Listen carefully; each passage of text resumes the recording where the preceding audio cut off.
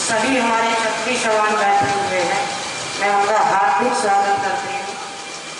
जो आज इस मंच पर बुलाया है, मैं सदा इनके आभार रहेंगे।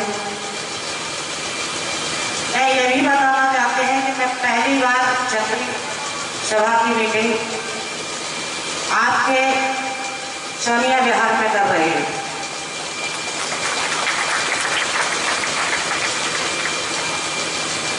हम अपने सभी छत्री भाई को या माताओं बहनों को ये जरूर बताना चाहते हैं कि आप कहीं भी जाइए, दुनिया पे जाइए, लेकिन छत्री की बात क्यों नहीं सुनी जा रही, छत्री की बात क्यों नहीं मानी जा रही। लेकिन हम अपने भाई से, माताओं बहनों से पूछना चाहते हैं, इसमें वजह किसकी है, गलतियां किसकी है। जो हमारे छत्री भाई कुछ ऐसे हैं जो गलतियां अभी भी करते जा रहे हैं। एक छत्री गलती करता है, 10 क्षत्रियों का सम्मान नीचा होता है। तो हमारे हाथ जोड़कर निवेदन करते हैं कि हमारे छत्री भाई वो गलती को सुधार करिए।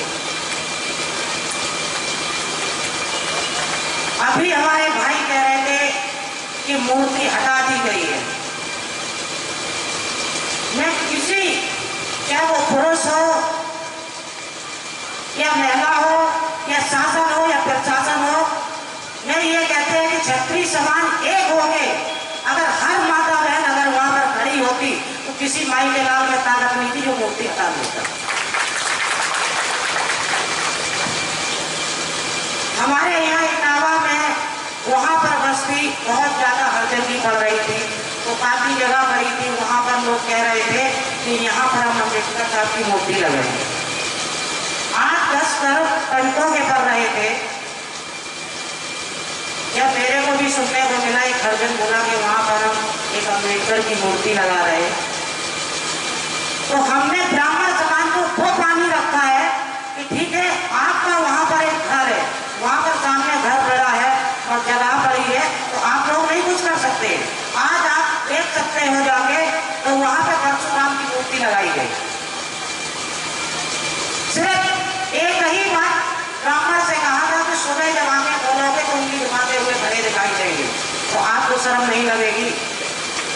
लेकिन फिर भी मैं पीड़िता के साथ कहते हैं कि वो पंडितन में इतना जोश था कि उनने संगठन करके तुरंत ही 4 दिन के अंदर में मूर्ति खरीद के और परशुराम की मूर्ति लगाई है। उस पार्क का नाम रख दिया है परशुराम पार्क।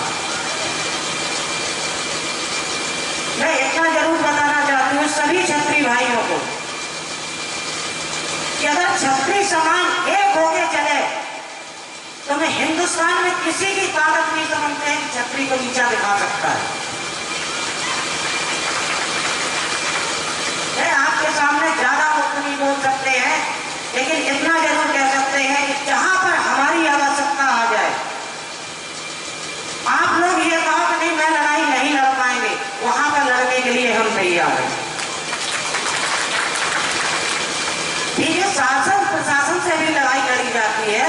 कलम में बहुत बड़ी ताकत होती है, लाठी से ताकत कलम में होती है। तो कलम की लड़ाई लड़िए, शासन प्रशासन को नीचा किस तरीके से दिखाना है, उनकी गलतियां पकड़िए। लेकिन आज जितना मैंने सुना था कि सोनिया विहार में छत्री समान बहुत है, लेकिन सामने हमारे बैठे तो 4 छत्री समान दिखाई देता है।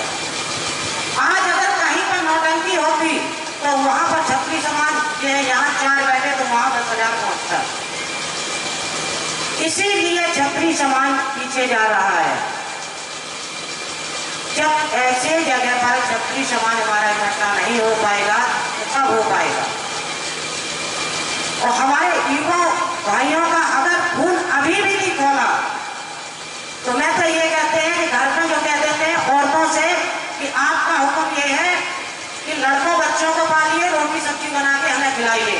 तो मैं तो ये कहते हैं कि हर काम अगर नहीं होता है तो आप लोग घर पर बैठिए, महिलाओं को छूट दीजिए और देखिए छत्री समाज की महिला क्या करती है, क्या दिखाती है।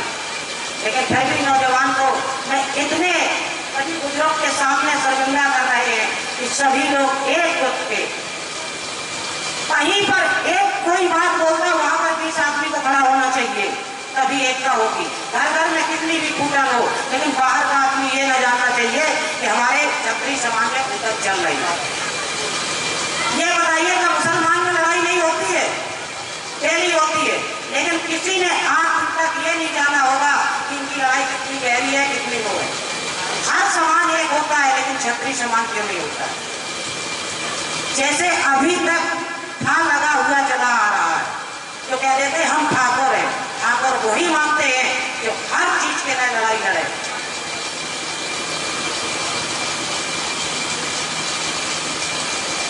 तो मैं सभी लोगों को बताना चाहते हैं कि मैंने पहली बता दिया कि मैं पहली बार आपके सोनिया बिहार में क्षत्रिय महासभा की मीटिंग कर रहे हैं, तो ज्यादा तो अभी हमें अनुभव नहीं है, लेकिन अपने देश के लिए, अपने ठाकुर के लिए एक राय हमारी अगर जान जाएगी तो बिल्कुल मैं देने के लिए तैयार है।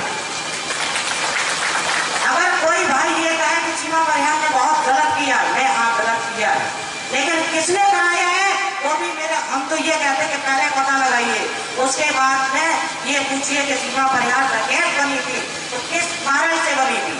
ये भी हमारा ही समाज था हमें डकैत बनाने के लिए। कोई बच्चा माँ के पेट से अपराधी पैदा नहीं होता है, लेकिन समाज बनाता है।